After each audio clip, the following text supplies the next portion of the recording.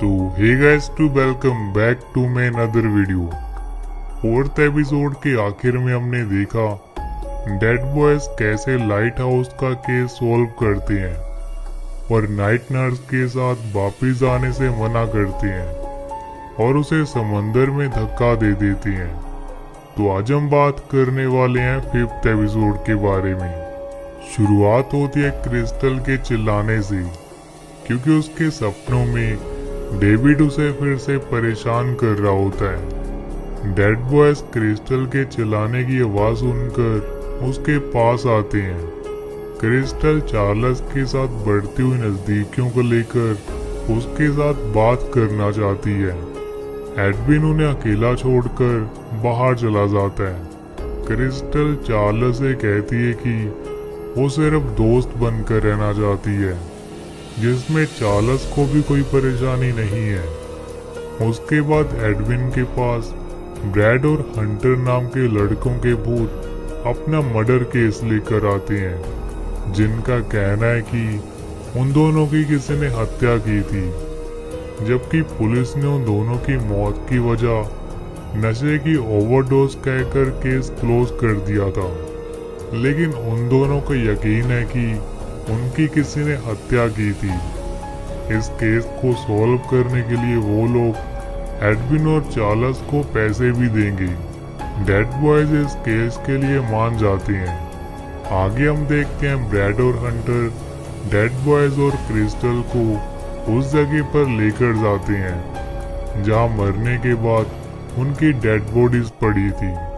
उन्हें कहते हैं कि मरते वक्त उन्हें एक अजीब सा दिखने वाला पेड़ भी दिखाई दिया था।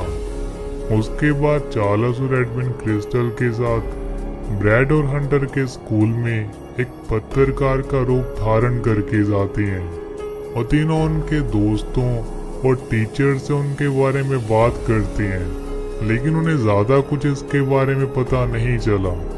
जब वो तीनों इस विषय में बात कर रहे होते हैं तो उनके पास एक ड्रैगन का सूट पहना व्यक्ति आता है, जो उनसे कहता है कि उनकी मदद एक रिची नाम का लड़का कर सकता है, जो ब्रैड और हंटर की मौत की वजह जानता है। उसके बाद फिर तीनों उस लड़के से मिलने चले जाते हैं, लेकिन रिची क्रिस्टल से बात करने से मना कर देता है और उसे कुछ भी बताने से मना करता है। लेकिन फिर एडविन और चार्ल्स उसे काफी डराते और परेशान करते हैं, जिसके डर से वो ब्रैड और हंटर के बारे में एक सुराग देता है। उसका कहना है कि उन दोनों के मरने के बाद ब्रैड की एक्स गर्लफ्रेंड, जिसने खुद सुसाइड कर लिया था, जिसके बारे में किसी को कुछ पता नहीं चला, जो सब लोगों को काफी अजीब लगा और सबको ब्रैड और हंटर के मरने का उस लड़की पे शक था।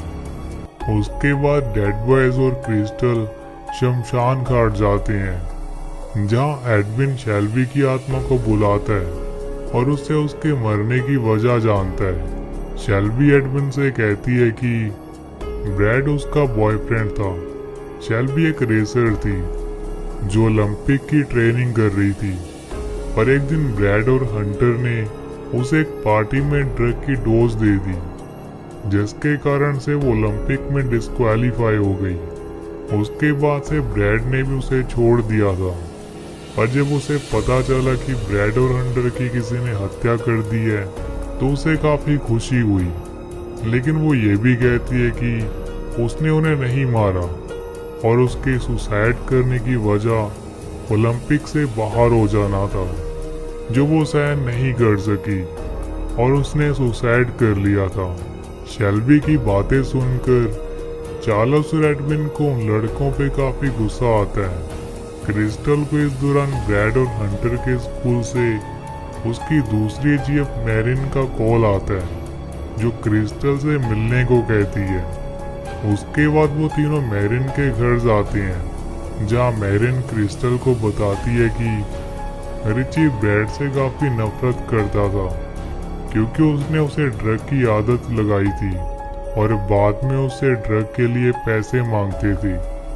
इस दौरान चार्ल्स और एडविन मैरिन के घर में इन्वेस्टिगेशन करते हैं और उन्हें वहां तलाशी करते वक्त एक विंडो नजर आती है, जहां से उन्हें एक अजीब सा पेड़ नजर आता है, जैसा पेड़ ब्रैड और हंटर ने बताया था। और एक ड्रॉर से मिले बॉक्स में से उन्हें ब्रैड और हंटर के फोन मिलते हैं, जिनसे उन्हें पता चल जाता है कि उनकी हत्या मैरी ने की थी। जब वो दोनों वहां से क्रिस्टल की तरफ भागकर जाते हैं तो क्रिस्टल को मैरिन ड्रिंक पीने के लिए कहती है, जिसमें मैरिन ने जहर मिलाया होता है। तभी चार्ल्स क्रिस्टल को ड्रिंक पीने से रोक देता है। क्रिस्टल को मैरिन जबरदस्ती करते हुए कहती है उसे ड्रिंक पीनी होगी, वरना उसका अंजाम अच्छा नहीं होगा। क्रिस्टल मैरिन को छूकर उसके दिमाग को पढ़ती है, जिससे उसे उस दिन का दृश्य दिखाई देता है जब मैरिन ने रिची के साथ मिलकर ब्रैड और हंटर की हत्या की थी। उसके बाद फिर मैरिन क्रिस्टल को पूरी सच्चाई बताती है। उसका कहना है कि उन लड़कों ने उसके साथ बहुत गलत किया था, वो उसे ब्लैकमेल करते थे, उसकी पर्सनल पिक्चर्स को वायरल करने की उसे धमकियां देते थे, जिसकी वजह से वो दोनों को बेहोश करके उनके फोन में से अपनी पिक्चर्स को डिलीट करना चाहती थी। पर उसे ये नहीं पता था कि वो दोनों इससे मर जाएंगे। और उन दोनों को वहां से हटाने में उसकी मदद रिची ने की थी। और पुलिस के आगे ये दिखावा किया कि उनकी मौत ड्रिंक की ओवरडोज लेने से हुई थी। वो कहती है कि जब क्रिस्टल उस स्कूल में पूछताछ कर रही थी तब वो डर गई थी कि शायद उसे पुलिस पकड़ लेगी, इसीलिए वो क्रिस्टल को ड्रिंक पिलाकर मारने वाली थी। उसके बाद हम देखते हैं मैरिन क्रिस्टल के आगे ये सब बताकर खुद को पुलिस के हवाले कर देती है और डेड बॉयज का ये केस भी सॉल्व हो जाता है। केस सॉल्व होने के बाद ब्रैड और हंटर को उनके बुरे कर्मों की वजह से उन्हें नर्क के भूत नर्क में ले जाते हैं।